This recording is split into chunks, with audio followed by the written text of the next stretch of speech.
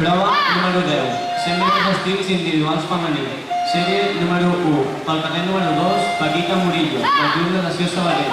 Pel carnet número 3, María José Hernández, del Quimofego Club Natació. Pel carnet número 4, Montserrat García, del Club Natació Terrassa.